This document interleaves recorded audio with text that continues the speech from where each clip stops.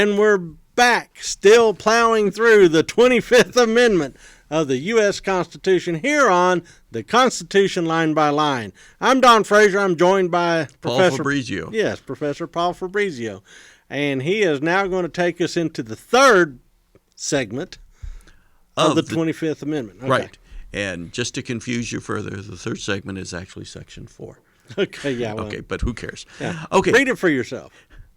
Whenever the Vice President and a majority of either the principal officers of the executive departments or of such other body as Congress may by law provide transmit to the President pro tempore of the Senate and the Speaker of the House of Representatives their written declaration that the President is unable to discharge the powers and duties of his office, the Vice President shall immediately assume the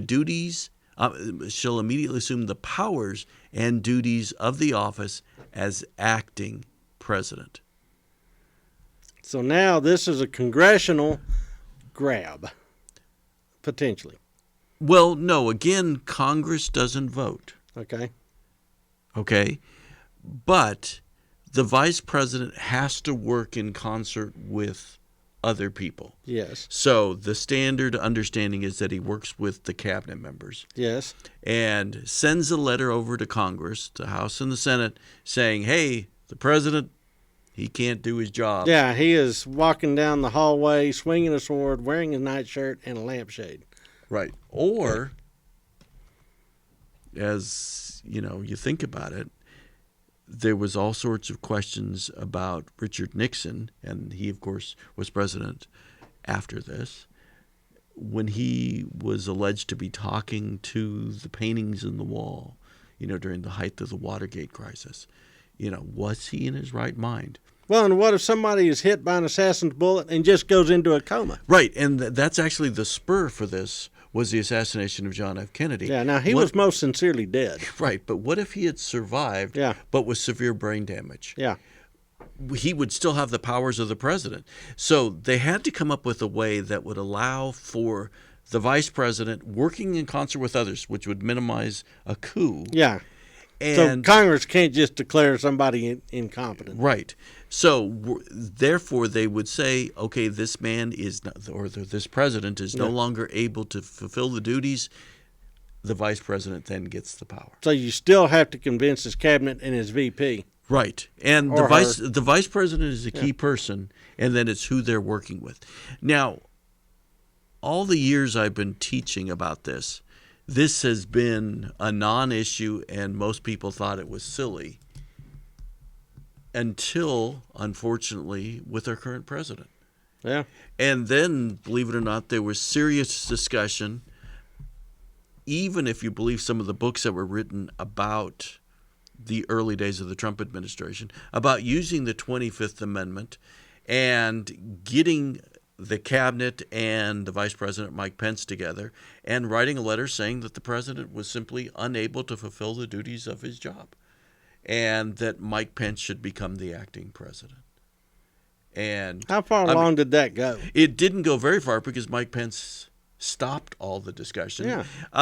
There's even a question whether he actually participated in any discussion to stop it or the discussion never reached him. Yeah. Again, you historians in 30 years will tell us if they'll quit burning their documents. Right. Yeah. Well, it's all on email now, so we'll be able to scrape that back. Yeah, who knows what we're going to be able to do. But anyway, this you're dealing with something that is a potential. It's not just a potential. Lincoln was shot in the head. Kennedy was shot in the head. And lived for quite a few hours. Yeah.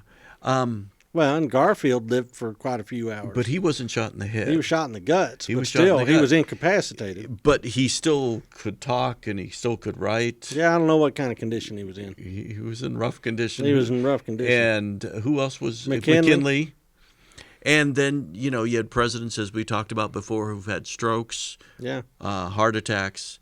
And so this allows for the government to still continue without the president participating in it.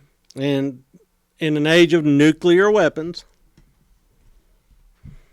it goes without saying It that you goes need to without have saying. a bunch more mechanisms than you did in 1792. And you need it done quicker. Yeah, and so, and it's a much shorter timetable. So here's a way to do it. The concern is a coup. Yeah, always. And you think about the discussions related to Donald Trump. Is that, in fact, if those discussions occurred or not, were people really attempting a coup against the president? Or even suggesting Or a coup. even suggesting a coup. And so that's just a very Well, there's a lot of thing. people that were not happy that he was elected. Right. And they were looking for any way out of the election result. Right. And you think about, for example, a group of psychiatrists, supposedly about 5,000 American psychiatrists, have written a letter saying that the vice president should use the 25th Amendment, should invoke the 25th Amendment and take over because of problems that they perceive with the president, even though none of those 5,000 people had examined the president. Yeah. So, but the concern, and political scientists were probably the only ones who think about this most of the time. The concern is, does this create a way to have a constitutional coup? Totally take out the current president, but if you have some president in the future who just is doing something that the American people don't like, including his vice president, and could that vice president get together with members of the cabinet and send out this letter and saying, look, we're taking over? Because impeachment would take too long. Impeachment would take too long. Exactly. I mean, in the age of nuclear weapons. You got it. Wow. So, is this a mechanism, wholly unintended, but is this a mechanism for a constitutional coup? Or maybe it is intended in the age of nuclear weapons. Okay, when the people who wrote it, they weren't thinking that way. They wanted to write something that would make a coup really hard, but they were more concerned with what do you do when you have a president who's incapacitated. Yeah, on life and that support. was their focus. So I would argue that they did it in the most innocent of ways. Okay. But we all know that politicians are not always so innocent. So The very idea. the very idea. All right. That's it? That's the third part? That's the third part. There's still one more part. This last part is a long one. All right. Last part of the 25th Amendment coming up. Thanks.